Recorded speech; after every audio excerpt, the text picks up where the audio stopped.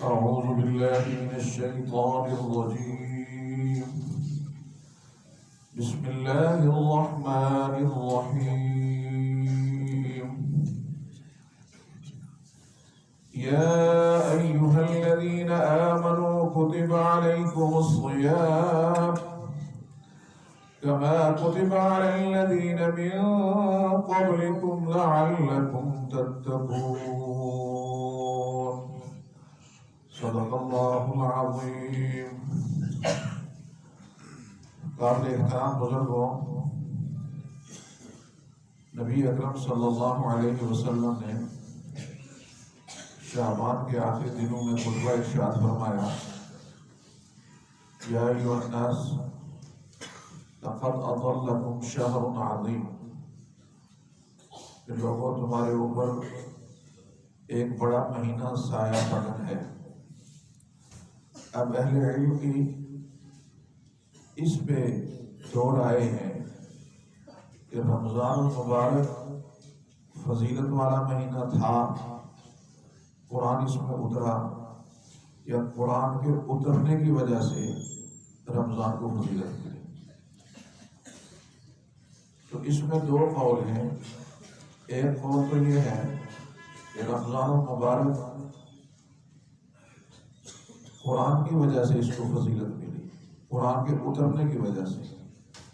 لیکن صحیح بات یہ ہے کہ قرآن فضیلت والا مہینہ پہلے سے تھا. قرآن رمضان فضیلت والا مہینہ پہلے سے تھا، قرآن نے اس کی فضیلت میں اضافہ کر دیا. لہذا اللہ وحدہ لا شریک نے اس مہینے میں قرآن اتارا، اور قرآن اتارنے کی وجہ سے اللہ رب العزت نے اس مہینے کو افضلیت اور فضیلت عطا کر دی. پھر دوسرا جملہ آپ نے فرمایا شہر مبارک، یہ برکت والا مہینہ ہے. آج کی ہماری گفتگو اسی پہ ہوگی. آج پوری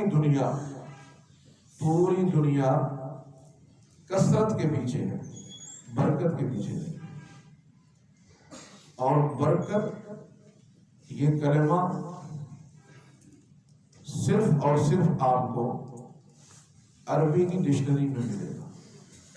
آپ پڑھے لکھے لوگ ہیں، انگریزی کی کوئی ڈکشنری اٹھا لیں، اس میں آپ کو برکت نام کی کوئی چیز نہیں ملے گی. تو لہذا کیوں؟ اس لیے کہ ان کا کنسیپٹ ہی برکت نہیں ہے. تو لہذا یہ آپ کو وہاں کسی جگہ نظر نہیں آئے گا.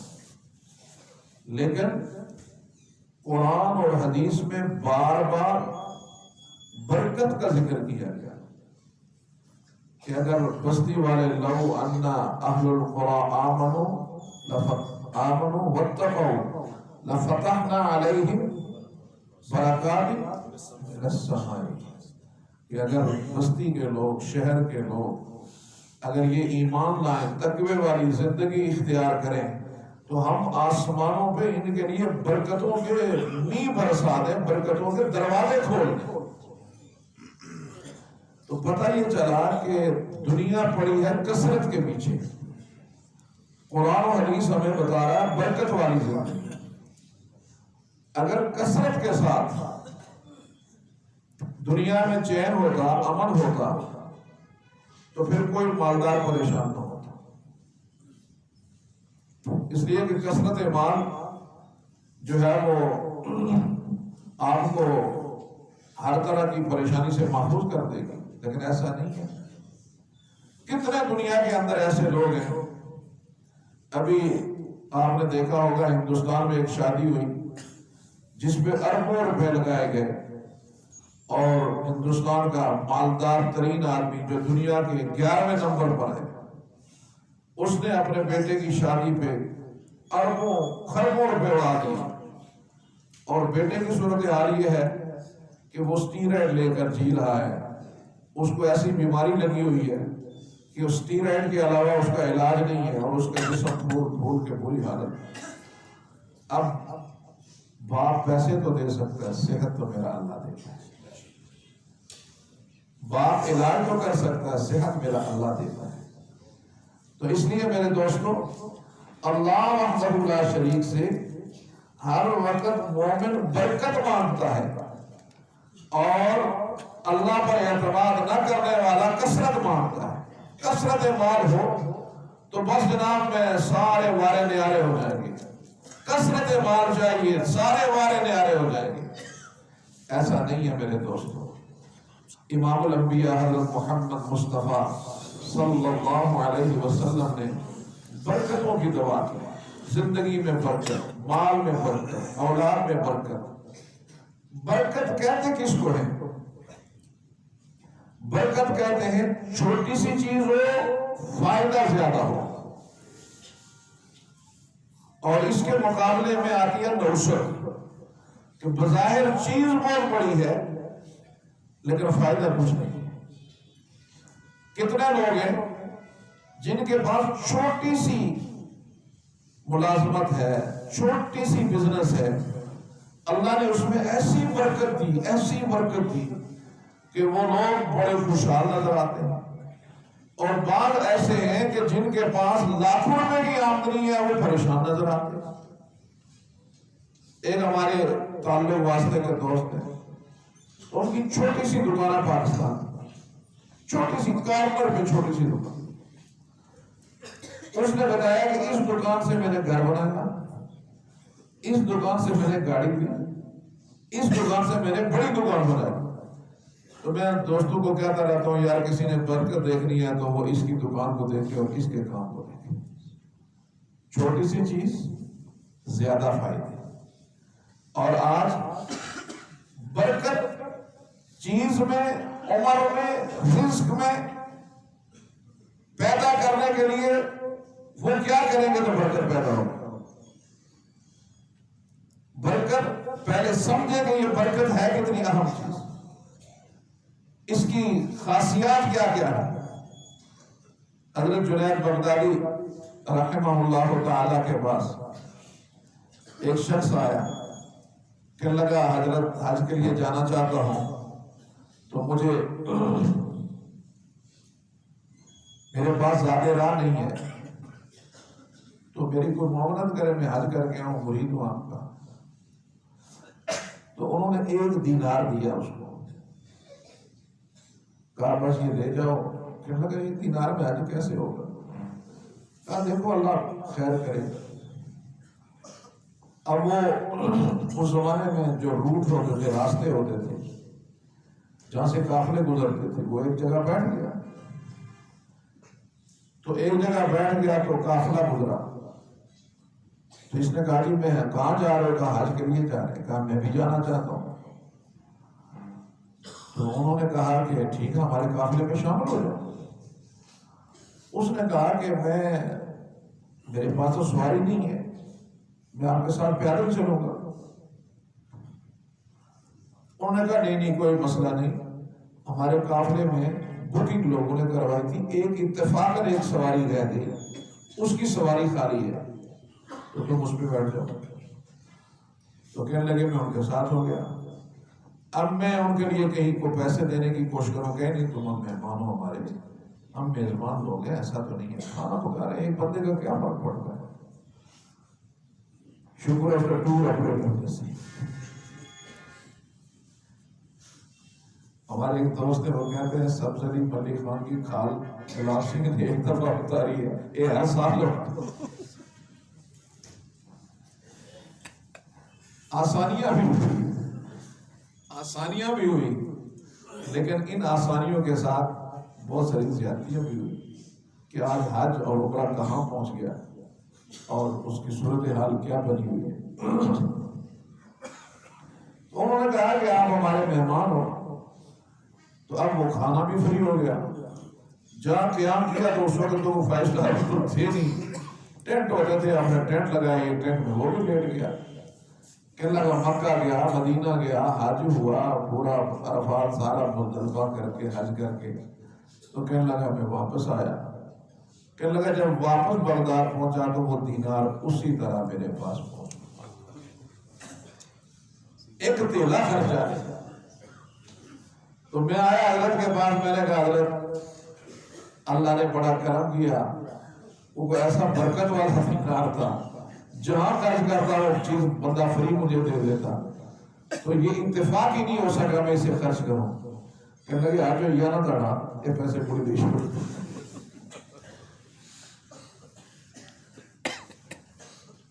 لہذا گزارش یہ ہے کہ اللہ کی بارگاہ میں بندہ برکت کی دعا کرے، زندگی میں برکت. کتنے لوگ ایسے ہیں جن کی زندگی 100 سال 150 سال گزری، کچھ بھی نہیں کر سکے،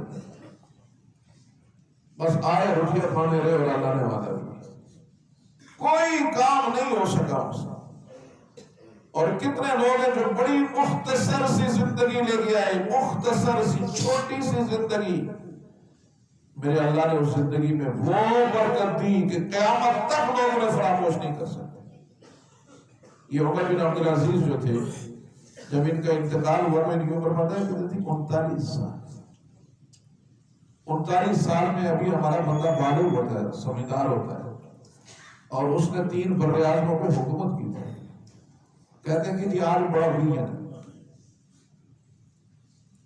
یہ محمد بن قاسم جو ہے، اس کی عمر 17 سال تھی اور یہ پورے سندھ کا فاتح بنا. آج کل 17 سال کے بچے کو ہم پردرینی بازاروں کا کیلے بیچتے ہیں. یہ وہ وقت تھا، اس کو کہتے ہیں برکت کا زمانہ، برکت کی چیز. گھروں میں آپ نے دیکھا ہوگا کہ نبی اکرم صلی اللہ علیہ وسلم غزوہ خندق میں تھے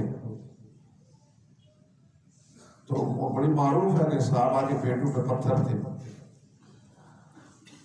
تو نبی علیہ الصلوۃ والسلام نے بتایا میرے پیٹ میں 2 پتھر باندھ دو. حضرت جابر بن عبداللہ رضی اللہ تعالیٰ عنہ نے یہ کیفیت دیکھی تو آپ نے فوراً گھر آ کر چھوٹا سا بکروٹا تھا وہ ذبح کیا، کھانا بنایا. تو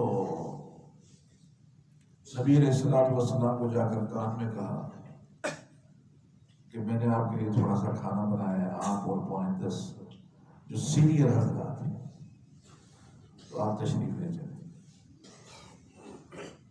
تو نبی اکرم صلی اللہ علیہ وسلم نے اعلان فرما دیا بھائی جابر نے ہم سب کی دعوت بنائی ہے. وہ بیچارہ شریف انسان پریشان ہو گیا کہ بندے 10 کا کھانا بنایا، آپ نے پورے لشکر اسلام کے لیے فرما دیا کہ بھائی جابر نے دعوت بنائی ہے. اتنی دعوت تو نہیں ہے. گھر پہ آیا تو بہت پریشان، کہنے لگا کہ اللہ کے محبوب نے تو اعلان سب کے لیے کر دیا. تو بیوی بڑی سمجھدار تھی، کہنے لگی آپ نے صورتحال بتائی تھی. ہاں میں نے بتایا تھا کہ 5-10 لوگوں کا کھانا ہے. تو فرمایا پھر پریشان ہونے کی ضرورت کیا ہے؟ جنہوں نے اعلان کیا ہے وہی اللہ ان کا بندوبست بھی کرے. جس نبی نے، جس اللہ کے نبی نے اعلان کیا اسی کا رب جو ہے اس کا بندوبست کرے گا. کہاں انہوں نے کچھ فرمایا بھی تھا؟ کہا ہاں فرمایا یہ تھا کہ میرے آنے سے پہلے ہنڈی نہیں کھولنا، روٹیاں جو ہے وہ پکا کے ایک جگہ رکھ لینا، بس اس سے آگے تقسیم نہیں کرنا. اب نبی اکرم صلی اللہ علیہ وسلم تشریف لائے اور ہنڈی کے پاس خود بیٹھے، روٹیوں کے پاس خود بیٹھے. اب تقسیم شروع ہو گئی. تو بالکل صحیح روایت آتی ہے کہ پورا لشکر اسلام کھانا کھا گیا، نہ ہنڈی میں کمی آئی نہ روٹی میں کمی آئی. نبی اکرم صلی اللہ علیہ وسلم ایک غزوے میں تشریف فرمائے، پانی نہیں ہے، پانی نہیں ہے، پریشان ہے صحابہ. تو 2-3 صحابہ کی ایک جماعت بنائی کہ جاؤ پانی تلاش کرو. وہ نکلے، دیکھا ایک خاتون آ رہی ہے اونٹ پہ مشکیزیں لاتے ہوئے. پوچھا کہ بھائی یہ پانی کہاں پہ ہے؟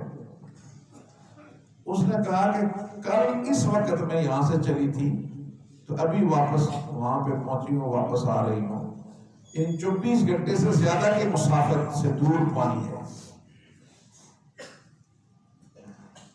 تو انہوں نے کہا کہ اب کیسے کریں گے؟ تو اگر چلیں گے پیچھے لشکر پورا پیاسا مر جائے گا، کیا کریں؟ بڑھیا کو کہا کہ تم چلو ہمارے ساتھ۔ انہوں نے کہا کہاں جانا ہے؟ انہوں نے کہا نبی اکرم صلی اللہ علیہ وسلم کے پاس۔ اس نے کہا اچھا وہ جس کو صابی کہتے ہیں، صابی اس کو کہتے تھے کہ جس نے اپنا دین بدل دیا۔ تو اس وقت جو صحیح دین پہ تھا اس کو صابی کہتے تھے، آج جو کہیں صحیح دین پہ تو اس کو لوگ وابی کہتے ہیں۔